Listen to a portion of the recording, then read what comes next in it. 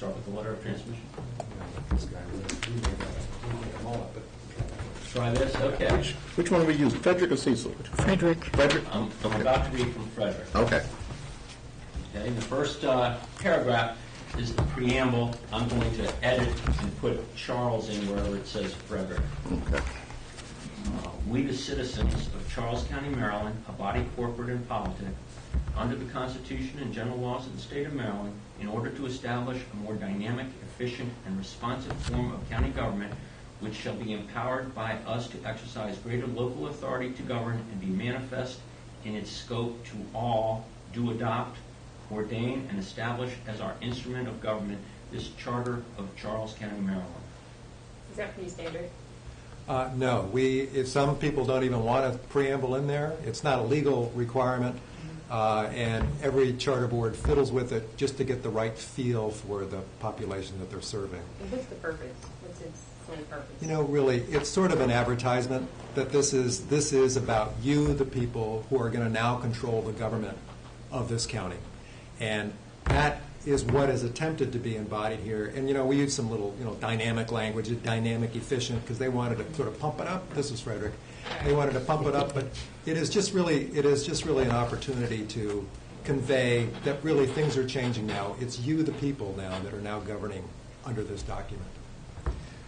May I suggest that you take a quick look at the preamble on the Prince George's County, because that shows you almost like a completely different way of approaching it.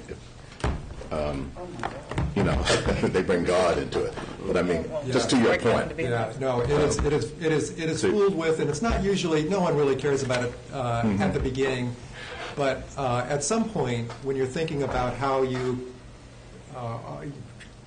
persuade people that this might be an interesting thing to take a look at, it's the first thing on the page. It's worthwhile.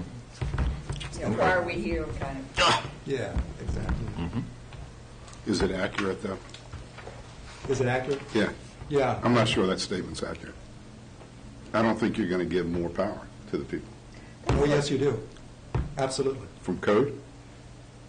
Yes, for charter, what you're doing under charter, the fundamental difference between charter and code is that there's a charter, which means that right now, when you ask who is actually setting the rules of this county, it's the county commissioners. It used to be the General Assembly.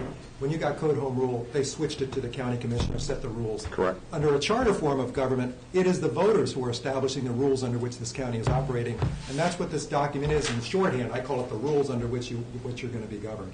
Basically, the fundamental principles. So really, it is a transfer of significant power to the voters. The question always is whether the voters pick it up and actually exercise that authority, but we are certainly handing it to them on a platter when you have a charter.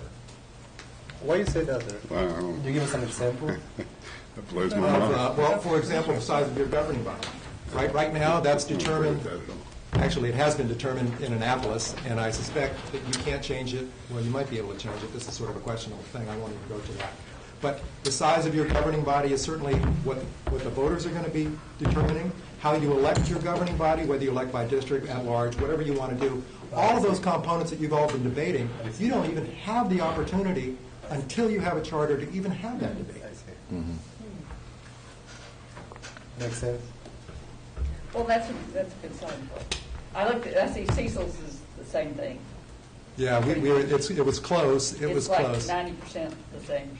And I know when we did Washington County, which was a failed charter, but not because it wasn't a good charter, they just knocked it out entirely, said that's just too much dross for us.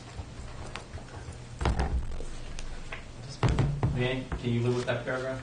It doesn't make any difference. I mean, I've seen all the preambles on it. It's immaterial to me. I philosophically think if you're selling this, I don't agree, but that's just me, because I don't foresee a voter having more power. I see the county executive having more power. When people say but not the voter. It says greater local authority. It doesn't say. It says greater local authority, so that could be the county executive, couldn't it? I don't think it's inaccurate where it puts the greater.